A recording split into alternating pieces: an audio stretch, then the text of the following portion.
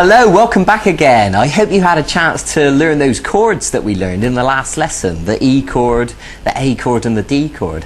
And I hope you at least had a chance to practice strumming them and swapping from one chord to the other. Now what I'm going to show you today is a way of strumming with the plectrum which will make your playing sound much more interesting. Because here's the thing, when people first learn guitar, usually they just strum downwards with the plectrum like this.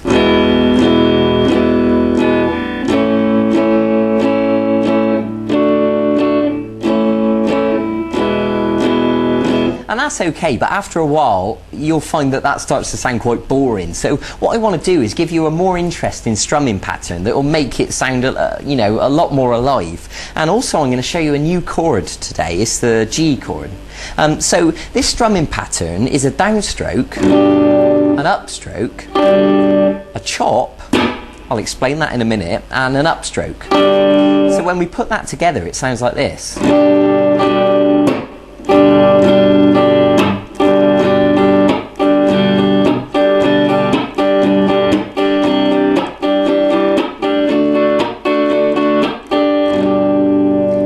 And you can see that it gives it a more interesting sound because the chop is quite percussive. To me it sounds a little bit like a drum kit when the drummer hits the snare, especially if you're the sort of person that might be busking on your own or playing acoustic guitar. Then it's really going to be useful for you to get used to this strumming pattern and it will make your playing sound much better. Okay, so let's begin. Now the first thing I want to show you is this new chord, the G chord. I think you'll find it straightforward. It's the middle finger on the 6th string at fret 3, the first finger on the 5th string at fret 2, and then these two fingers, the 3rd finger goes on the 2nd string at fret 3, and the little finger goes right next to it on the 1st string at fret 3. So if you just want to look at that chord diagram next to me just to clarify what those notes are, and you're going to use the plectrum to strum all the strings. Now you should know by now, if you remember me telling you in the last lesson, that you should be arching these fingers up and there should be plenty of space underneath, and you should be holding down with lots of pressure, and the back of the finger shouldn't be accidentally touching the string behind it, so that when you strum all the notes it should sound like this. Nice and clean and clear. So if you need to practice that for a second, by all means pause the video and just make sure you got that right.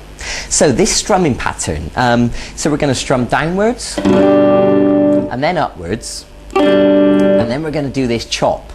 Right, so let me explain that now. Now what the chop is we're going to use the palm of our hand to touch all the strings like this.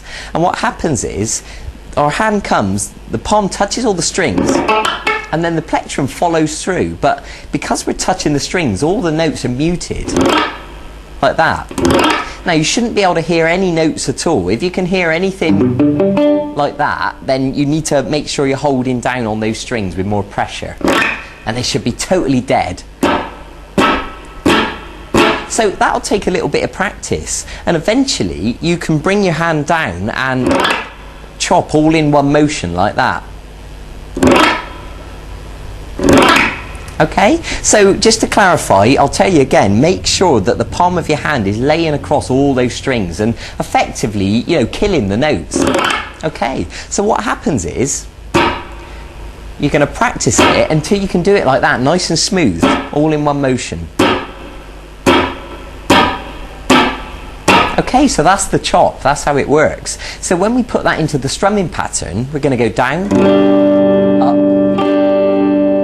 chop, and then up again. So it'll sound like this.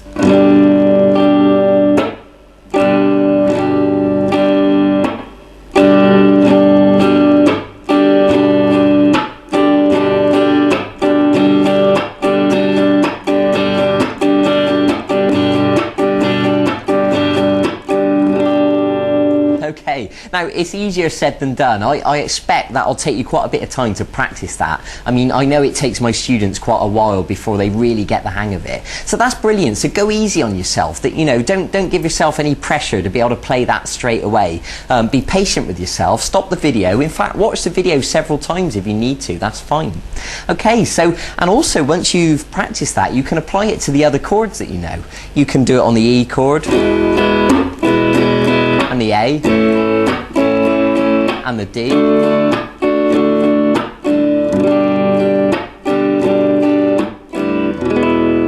And you're at a stage now that you can start experimenting with these chords, and you can begin to, you know, create your own sequences and start writing your own songs. And as you learn more and more chords, then you'll be able to write more and more interesting songs. Okay, so that's what I want you to do. I want you to practice the G chord, as well as practicing the 3 other chords that we learned before.